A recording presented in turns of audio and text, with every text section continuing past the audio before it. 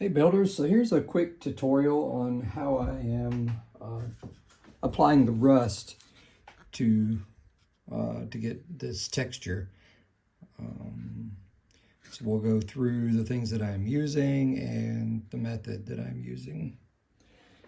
These parts are just like to get a base. I'm just creating basically a texture. I'm not really after the look of the rust, but you can use this for the rust look on top of something to make this your finished project. But I'll end up spraying paint over top of this because I want the just the bubbled up metal finish underneath my paints.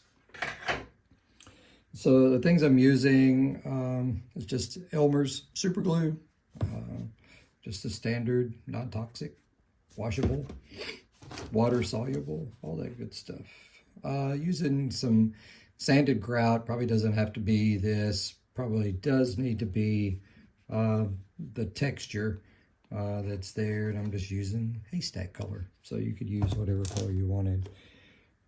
Using these pigments here. You wouldn't have to really use these pigments if you're spraying over them like I am, but I like their texture, so I'm just using those along with the other grout. So it's this color,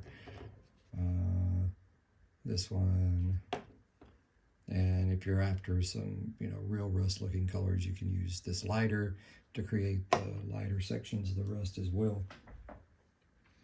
I take and just stick it all in just a little painter's tray, put the glue in here. You can thin the glue if you want to, if you're not after as much of the glue texture, you just want more subtleness, so you could thin that with water if you wanted to, but I use it just as it is, thick. So we'll start with the back part of Wally.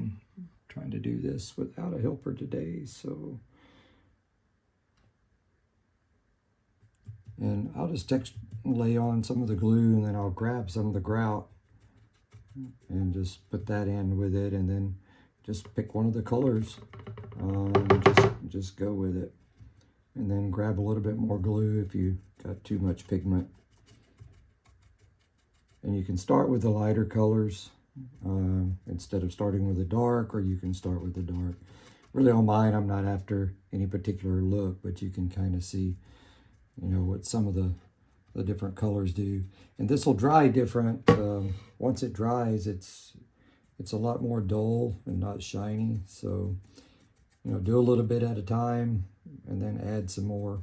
But with what I'm doing, I'm just after the texture of the metal that's been out in the weather a long time and possibly been repainted a couple different times.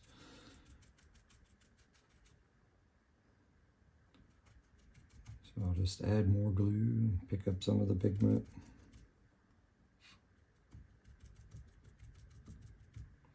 And add some more glue. If you want more of just the glue texture and just like a light,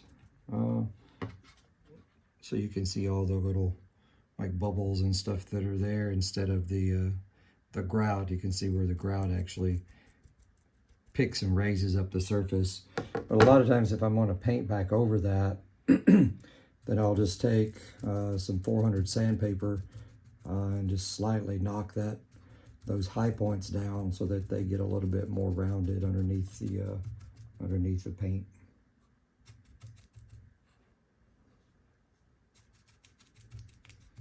This also helps fill in imperfections on 3D prints because you can just fill everything in with the grout. Doesn't give you an excuse to not sand your parts. Always sand your parts. You can see that these are very well finished before I even started. So you want to start with something as good as you can. Take your time when building. Pot calling the kettle black there. I rush more than I should.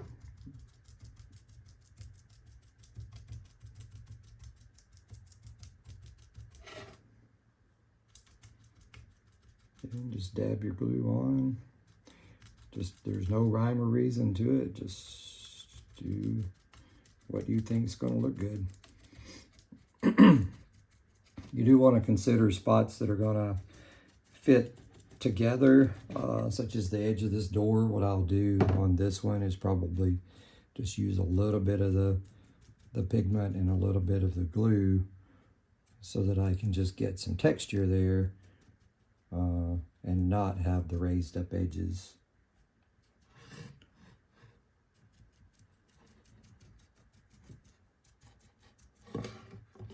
Again, this is a really simple process. Just take your time, and if you're doing a part for the first time, just do a little bit, let it dry, look at it, see if you need to add a different color.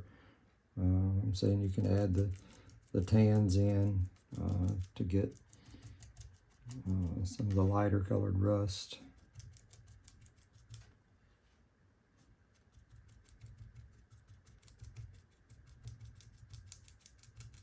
There may be some thinner grouts that you could get instead of using these pigments. They're a little bit more expensive, and you just can't pick them up at your local hardware store. So if you could find something else to use instead of using that,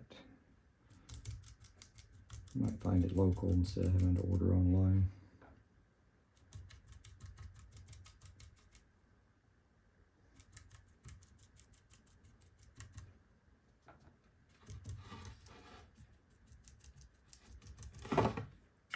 So that's basically what I do. You can see all the different texture styles that you can get out of this. Just with the glue, you can leave it piled up just kind of like that, and it'll dry and have all those little inconsistencies to look like it might have been painted several times or painted in a hurry with runs and stuff under the bottom. You can also run this stuff, so you could put it on and create runs if that's what you were after. And then just paint over top of them. If you're doing this after the fact or doing this for the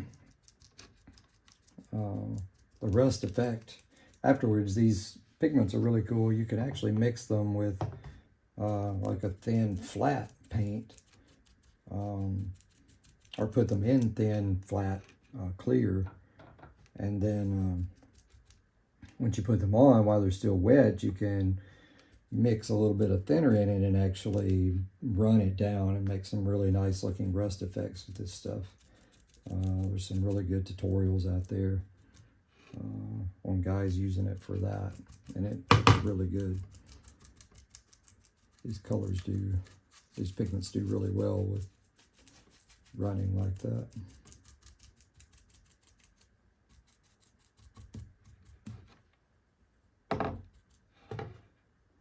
It all looks like one color right now, so once it dries, you'll actually start to see those multiple colors. Like in this piece, you can see all the different colors when they come out. Again, this is just, look at rust, look at pictures, just bring up pictures of rust on your computer while you're doing it, and then, look at the colors, how they lay and how they interact, and then that'll help you figure out the texture that you need. But you can see like this little line in there, so you can take and fill that in with the glue and the grout, and those lines disappear.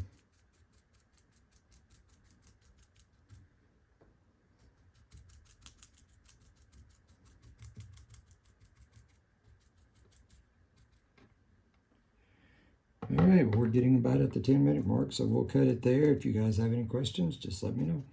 See ya.